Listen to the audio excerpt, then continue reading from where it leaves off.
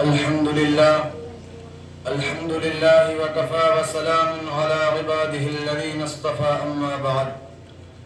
فأعوذ بالله من الشيطان الرجيم بسم الله الرحمن الرحيم إنهم فتية آمنوا بربهم وزدناهم هدى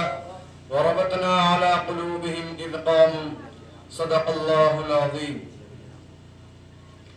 وقابی روح جب بیدار ہوتی ہے جوانوں میں، وقابی روح جب بیدار ہوتی ہے جوانوں میں، نظر آتی ہے ان کو اپنی منزل آسمانوں میں۔ نہیں تیرا نشیمن قصر سلطانی کے گنبد پر،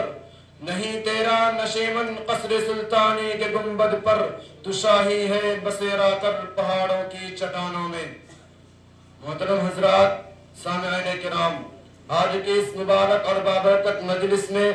میں چاہتا ہوں کہ کچھ اپنے نوجوان ساتھیوں کے خون کو گرماؤں، ان کے جوش و ولولے کو مہمیز لگاؤں اور انہیں اس وقت کے پرخطر حالات سے آگاہ کر کے اپنا فریضہ ادا کرنے کی کوشش کروں، جن کے بارے میں اقبال مرحوم نے ایک حقیقت اور اپنے درد و کرب کا اظہار اس پیغام کے ساتھ کیا تھا۔ فرمایا، تیرے صوفے ہیں افرنگی تیرے قاری ہیں ایرانی، تیرے صوفے ہیں افرنگی تیرے قاری ہیں ایرانی، لہو مجھ کو رلاتی ہے جوانوں کی تناسانی۔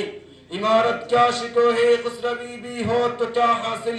عمارت کیا شکو ہے خسروی بھی ہو تو کیا حاصل، نہ زور حیدری تجھ میں نہ استغناء سلیمانی۔ نہ ڈھونڈ اس چیز کو تہذیب حاضر کے تجلی میں، نہ ڈھونڈ اس چیز کو تہذیب حاضر کے تجلی میں، کہ پایا میں نے استغنا میں معراج سلیمانی۔ حضرات، یہ ایک ناقابل تردید حقیقت ہے کہ آج حالات اتنے پرخطر ہیں کہ کبھی تاریخ میں اس قسم کی حالات سننے میں نہیں آئے۔ یہ مغربی تہذیب، یہ تمدن کی دل فریبیاں، یہ خود غرضی و خود فراموشی، یہ رقابت و ہوسناکی، یہ فطرت کی طاقتوں کو ریا کرنے والا فکر گستاخ، یہ ترقیات کے پردے میں تنزل و انحطاط اس سے قبل دیکھنے میں نہیں آیا۔ اور پھر یہ قوم و ملت اپنا بہترین نساسہ اور اپنی سیادت و قیادت کے پاکیزہ اصول رکھنے کے باوجود دوسروں کی دستنگر بنی ہوئی ہے، اور اس امت کے افراد اپنی تہذیب و ثقافت سے جیسے آشنا ہی نہیں۔ دوستو، خاص طور پر اس امت مسلمہ کا وہ نوجوان جو ستاروں پر کمند ڈال دیا کرتا تھا، جو پہاڑوں کو زیر کر لیا کرتا تھا، جس کے آگے بڑی بڑی طاقتوں کی جبی خم ہو جایا کرتی تھی، جو دریاؤں سمندروں میں اپنا راستہ تلاش کر لیا کرتا تھا، جن کے عزم سفر سے چٹانیں چور چور ہو جایا کرتی تھی، جن میں مریم کی سی عفت، سلیمان جیسی دانائی اور ایوب جیسا صبر تھا، جو صرف اور صرف خدا کے سامنے جھک سکتا تھا۔ لیکن دوستو، آج وہ نوجوان جو بے باکی و شجاعت، عفت و عصمت اور عزم و حوصلہ سے عبارت تھا، زندگی کے میدان میں وہ سب سے پیچھے ہے۔ اس کے حصے میں تاب و سرباب، عیش و سرمستی اور آرام و راحت کے سوا کچھ نہیں۔ ان کی زندگی، ان کے سیرت و کردار اور ان کے ذہن و دماغ میں کوئی انقلابی تصویر ابھر کر نہیں آتی، جبکہ ایک حقیقت ہے کہ نوجوان انقلاب کا پیش کینو ہوتے ہیں۔ مستقبل کی تعمیر میں ان کے افکار و عزائم کو بڑا دخل ہوتا ہے۔ ان کی تعمیر قوم و ملت کی تخمیر ہوا کرتی ہے، ان کی تخریب قوم و ملت کی تخریب ہوا کرتی ہے۔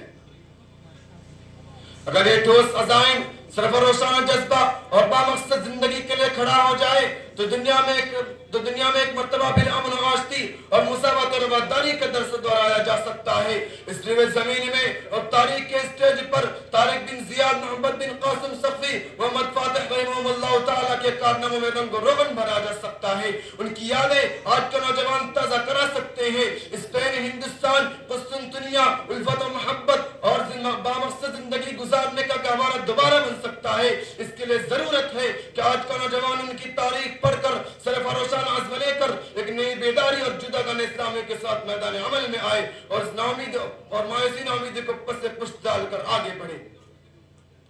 حضرات، حقیقت بھی یہی ہے کہ جب جوانوں میں قابل روح بیدار ہوتی ہے اور چیتے کا جگر اور شاہین کا تجسس ہوتا ہے تو وہ اپنا نشیمن تلاش کرتا ہے۔ ہر چیز سے نبردہ آزما ہونا اور اسے خدا کے آگے لا کر ڈالنا اپنا فریضہ ہوتا ہے۔ پھر اس کا یہ مقصد ہوتا ہے کہ وہ عشرت قدم اور آرام گاہوں میں اپنا مسکن تلاش نہیں کرتا، بلکہ وہ خمدار اور زلف در زلف زندگی کے ساتھ پنجہ آزما ہوتا ہے اور اپنی بیداری سے ایک نیا انقلاب پیدا کرتا ہے۔ کاش کہ آج کا نوجوان اٹھے اور میدان عمل میں آئے اور اس کار کے حیات کا مقابلہ کرے جن کے ذہن میں یہ تصور بھی ہو کہ نہیں تیرا نشیمن قصر سلطانی کے گنبد پر، نہیں تیرا نشیمن قصر سلطانی کے گنبد پر، یہ شاہی ہے بسیرا کر پہاڑوں کی چٹانوں میں۔